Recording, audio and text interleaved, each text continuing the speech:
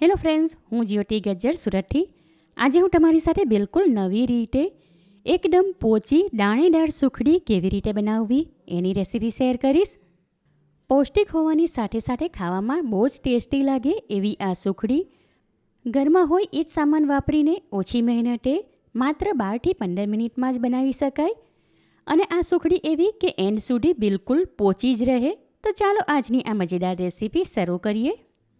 સુખડી બનાવવા માટે મેં અહીં એક વાડકી ભરીને વજનમાં 250 ગ્રામ ગોળ લીધો. જેવી રીતે વાડકી ઉપર સુધી ભરીને ગોળ લીધો એવી જ રીતે 2 વાડકી ઉપર સુધી ભરીને રોટલી બનાવીએ એ ઘઉંનો ઝીણો લોટ લીધો અને આ લોટનું ટોટલ વજન 250 ગ્રામ છે. હવે જે વાડકીના માપથી ગોળ અને લોટ લીધા એ જ પોણી વાડકીના માપથી દેશી ઘી લીધું. ઘી વધારે પીગળેલું પણ નથી અને વધારે જામેલું પણ નથી. વજનમાં એ 125 ગ્રામ છે. સુખડી જમાવવા માટે થાળી અથવા મીઠાઈની ચોકી હોય એમાં પહેલાં જ ઘી લગાવીને તૈયાર રાખવી.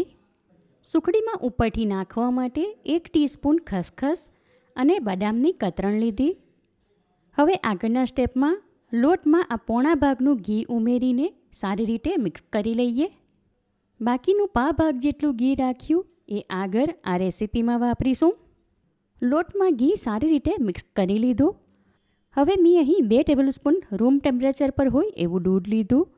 એ આ લોટમાં ઉમેરીને સારી રીતે મિક્સ કરી લઈએ, જેથી કરીને આ લોટનું ટેક્સચર બિલકુલ ક્રમ્બલી એટલે કે દાણેદાર થઈ જશે.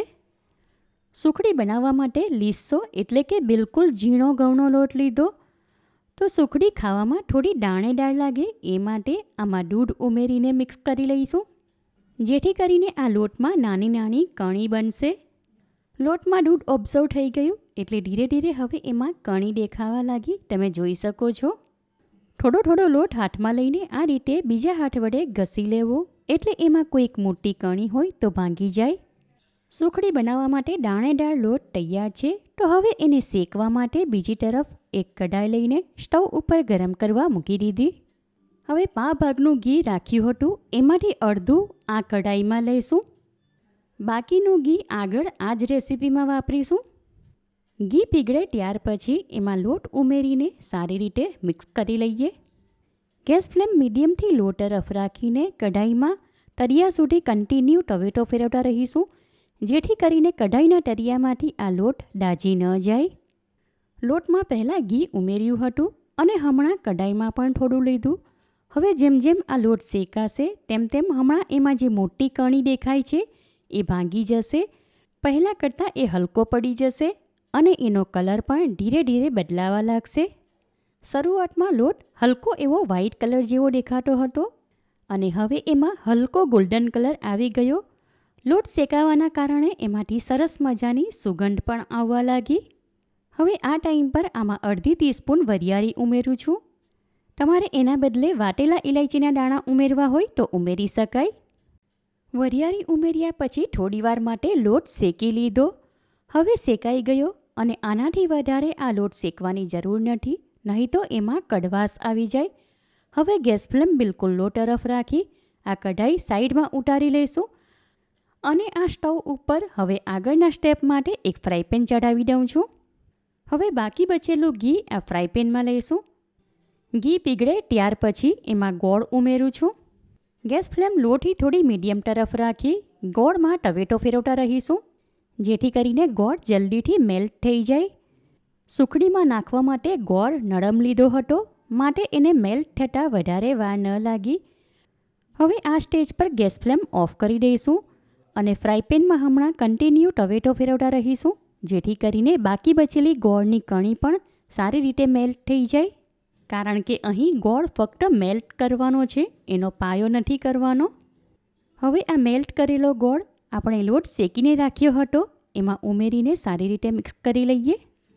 મારા મમ્મી હંમેશા આ રીતે સુખડી બનાવતા અને એમની સુખડી એટલી પોચી અને ટેસ્ટી બનતી કે ઘરમાં બધા જ વખાણ કરીને ખાતા. હવે આ સ્ટેજ પર આમાં 1 ટેબલસ્પૂન ભરીને દૂધ ઉમેરું છું, જેથી કરીને આ સુખડી એન્ડ સુધી બિલકુલ પોચી જ રહે. તો આ રીતે સુખડીનું મિશ્રણ તૈયાર થાય ત્યાર પછી એમાં દૂધ ઉમેરવાથી દાંત વગરના પણ ખાઈ શકે એવી આ સુખડી પોચી બને. ત્યાર પછી તરત જ હવે આ મિશ્રણ ઘી લગાવીને થાળી તૈયાર રાખી હતી એમાં લઈને સરખી રીતે ફેલાવી દઈએ. છેલ્લે આ સુખડીમાં ઉપરથી ખસખસ અને 2 ટીસ્પૂન જેટલી બદામની કતરણ નાખીને સજાવી લઈએ.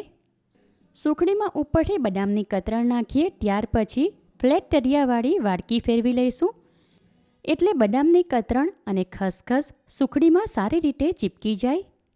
અને હમણાં આ સુખડી હલકી અમસ્તી ગરમ છે ત્યારે જ એને ચપ્પુ વડે કાપી લઈશું. ત્યાર પછી થોડીવાર એને આમને આમ સાઈડમાં રાખીશું એટલે સારી રીતે ઠંડી થઈ જાય. આશરે 1 કલાક પછી સુખડી ઠંડી થઈ ગઈ તો હવે એના દરેક પીસ અલગ કરી લઈએ. સુપર સોફ્ટ મોઢામાં મૂકતાની સાથે જ ઓગળી જાય એવી સુખડી તૈયાર છે. જોટાની સાથે તરત જ ખાવાનું મન થઈ જાય એવી આ સુખડી એટલી સ્વાદિષ્ટ અને પોચી બની કે મારે ત્યાં તો મારા ફેમિલીમાં બધાએ જ વખાણ કરીને ખાધી. આવી પરફેક્ટ સુખડી બનાવવી હોય તો દરેક સામગ્રીનું મેઝરમેન્ટનું ખાસ ધ્યાન રાખવું. એકવાર આ સુખડી બનાવીને સ્ટીલના કે પ્લાસ્ટિકના ડબ્બામાં ભરી દઈએ તો 12 થી 15 દિવસ સુધી ખાવા માટે લઈ શકાય. અને ઓછા ખર્ચમાં આ મીઠાઈ ભગવાનને પ્રસાદમાં ધરાવવા માટે પણ બનાવી શકાય. માટે આ રેસીપી તમે જરૂરથી ટ્રાય કરો. ગેરંટી સાથે કહું, ઘરમાં બધા જ વખાણ કરીને ખાશે. તમને મારી આ રેસીપી કેવી લાગી એ કમેન્ટ કરીને જણાવો. પસંદ આવી હોય તો વિડીયોને લાઇક અને શેર કરો.